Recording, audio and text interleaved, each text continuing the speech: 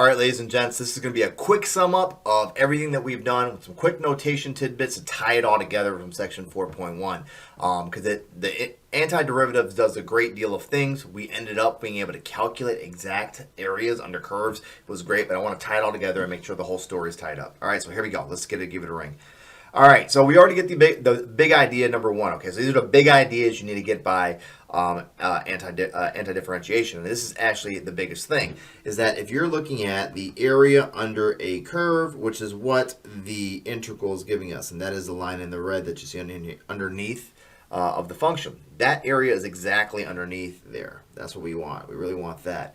But the best idea anytime we do it, if we want to approximate, I couldn't find the approximation sign, approximate that, is the sum of all the base and the heights, right? But remember, the bases can only get so small because it's a change in two x's. So the only way to get the exact area would just say, you know what? Every single x value, every single point going all the way left to right, we just shade it in perfectly. Okay, so look at the last video if you don't get exactly what I'm saying. Well, we figured out that this is summing all those things, and that when we take the integral from a to b, so over that interval a to b, we end up getting the actual rate of change, the actual net change of where we started from A to B, so the exact area. And the area is just the multiplication of that y-axis times that x-axis, because it's just a base times height. Just makes good sense. Okay.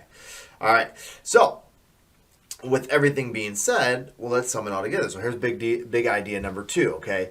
So this is going to sound really technical. The big integral of the rate of change is the net change. Okay. So that's what we're trying to say here. So this, we would normally denote this as we integrating little f, right? So this is like the height.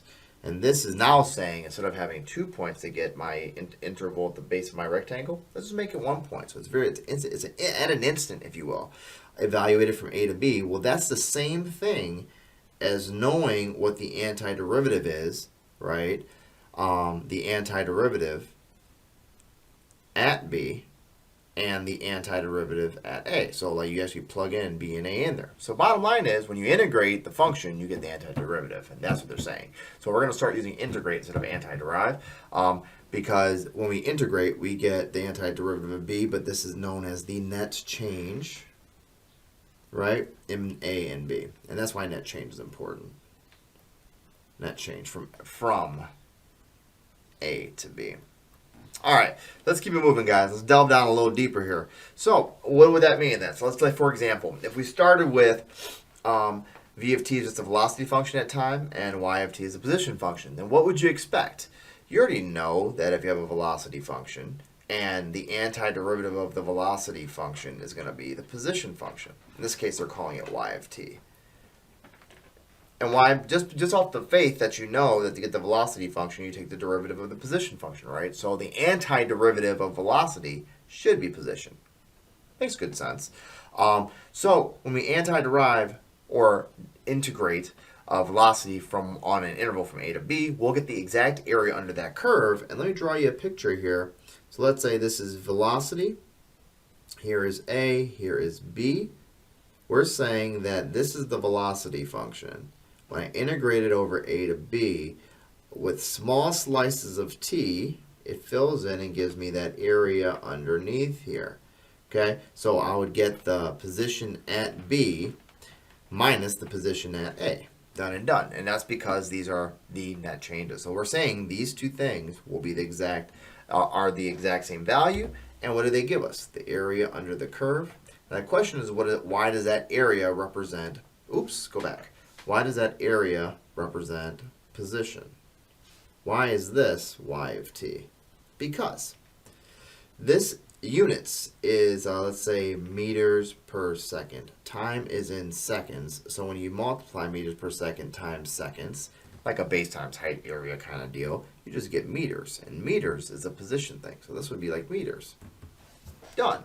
So that's how we always calculated these things in the last 2 or 3 videos. Okay, very, very standard and simple. Okay, let's take a look at it. Okay, and we looked at in the last video that sometimes you might just approximate an area instead of calculating it abruptly. So what that means is, if we need to approximate an area, then we're just going to have to rely on our Riemann sum if we don't know how to do it. So in this case, we could take the antiderivative or integral and evaluate it from 0 to 2, but they want us to approximate it, okay? So if you notice, this is a half. All of these are halves. So if they're all halves, then that means to find the areas of the 4 guys, and I'm going to do a right-hand side, a right 4, which will be an overestimate in this case. It'll be a half times f of a half. That's base times height plus a half times f of 1 plus a half times f of 3 halves plus 1 half. I know I'm writing on the graph. You guys don't have to yell at me. I think that's where we're at. Okay, so that gives me f of a half and then f of 2.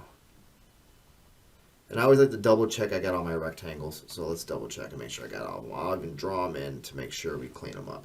I always feel like this is the worst waste of time of calc students, but it's important. Base times height. So that's this one. Base times f of 1. That's this one. Base times height, that's this one. All right, it's accounted for, and that's this one. So this is an overestimate. If it was an L4, it'd be an underestimate for sure. All right, so let's grind through it. So we have 1 half times 1/4 plus 1 half times 1. Because remember, it's just a squaring function. We could do this in our head. That's no big deal. 1 half times 4. And it roughly gives me an eighth plus a half plus 9/8 plus, what the heck is that? 2? Ew. So what was that? 10/8, 5/4. 5/4 and a half. A half is 2/4. That's 7/4, which is 3 3/4. So that's approximately how much area is underneath this curve. So that's what we're saying is an approximate area of underneath that curve, and that means that this piece, and this piece that should not be there is in the calculations. So we need to figure out a way to get rid of that. So what's the next thing? Next best thing. So keep 3 3/4 in your head. Let's find the exact area. So I'm going to integrate from 0 to 2 of x squared dx.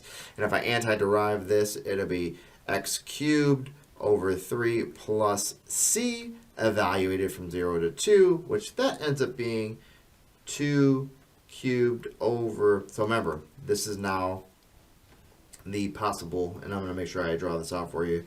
This is the net change, which was like big F if this was little f, if you guys remember the notation of the last video.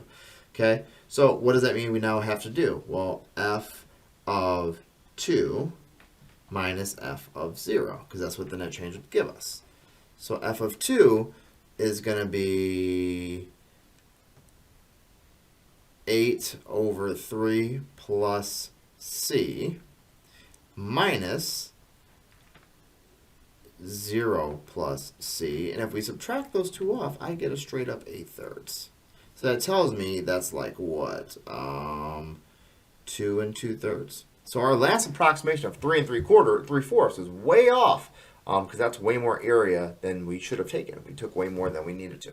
All right, so that's our basic thing. So now we just figured out in a bigger kind of way that antiderivatives are now integrals that can be evaluated if we have a set interval from 0 to 2. Now, if we don't have a set interval from 0 to 2, then we always got to make sure we have that plus c like we had in those other videos, okay? Because there's many different functions that can have a rate of change of a particular polynomial. When you integrate, it always gives you that plus c at the end. So we had it here, but you notice they canceled out when we subtracted them off. It's good to go.